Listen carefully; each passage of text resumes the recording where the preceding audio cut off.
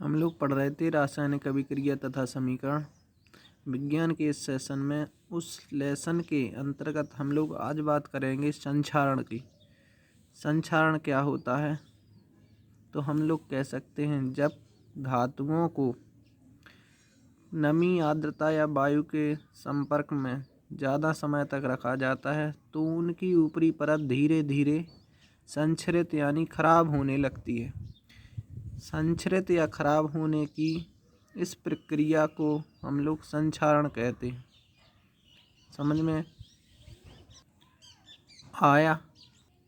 फिर से सुनिए क्या कहना है हमें कि जब धातुओं को नमी, आर्द्रता या वायु के संपर्क में ज़्यादा समय तक रखा जाता है तो उनकी ऊपरी परत धीरे धीरे खराब होने लगती है या संक्षरित होने लगती है। ऊपरी परत के संक्षरित या खराब होने की इस प्रक्रिया को हम लोग संक्षारण कहते हैं। उदाहरण में जैसे हम लोग लोहे पर जंग का लगना, ये क्या है? हमारा संक्षारण का एक उदाहरण है। दूसरा उदाहरण दे सकते हैं हम लोग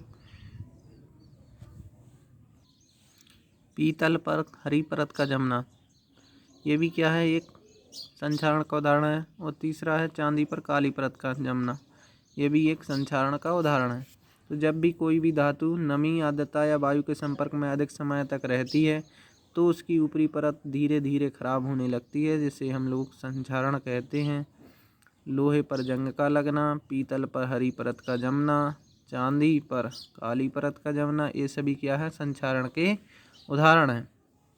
दूसरा, संक्षारण से बचाने के लिए वस्तुओं पर कई प्रकार के लेप चढ़ाए जाते हैं। जैसे लोहे पर पेंट लगाया जाता है, ऐसे ही अन्य जो धातुएं होती हैं उनको बचाने के लिए अलग अलग तरह की उपयोग किए जाते हैं ताकि उन्हें संक्षरित होने से बचाया जा सके। अब संक्षारण के बाद जो हमारा इस लेसन का जो आखिरी टॉपिक होगा वो होगा हमारा विकृत गंधिता।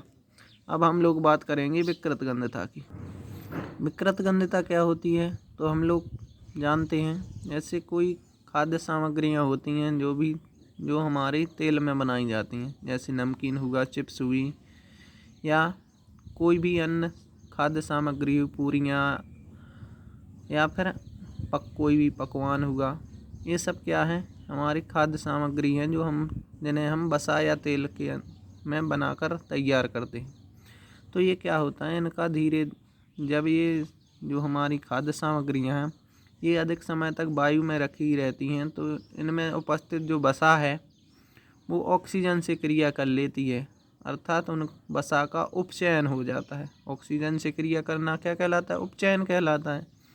तो वसा ऑक्सीजन से क्रिया करके उपचयित हो जाती है और इसका जो हमारी खाद्य सामग्रियां हैं उनका स्वाद तथा गंध बदल जाती है। स्वाद तथा गंध बदलने की यही प्रक्रिया जो है वो क्या कहलाती है? विकृत गंधिता कहलाती है। तो हम लोग कहेंगे जब तेल या वसायुक्त खाद्य सामग्रियां अधिक समय तक वायु के संपर्क में रखी रहती हैं तो उनमें उपस्थित वसा वायु से क्रिया करके उपचयित हो जाती है, जिससे हम लोग कहते हैं, जिससे उनका जो स्वाद और गंध है वो बदल जाती है।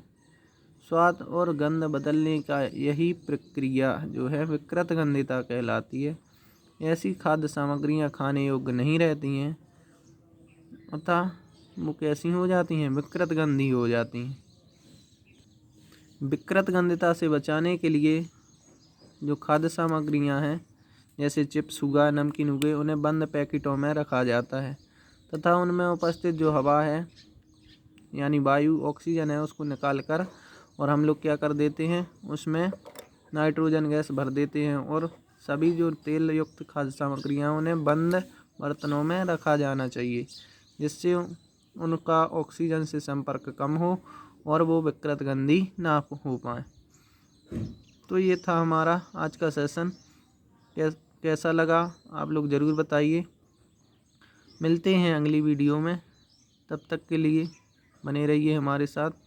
Please subscribe and our channel and like the video.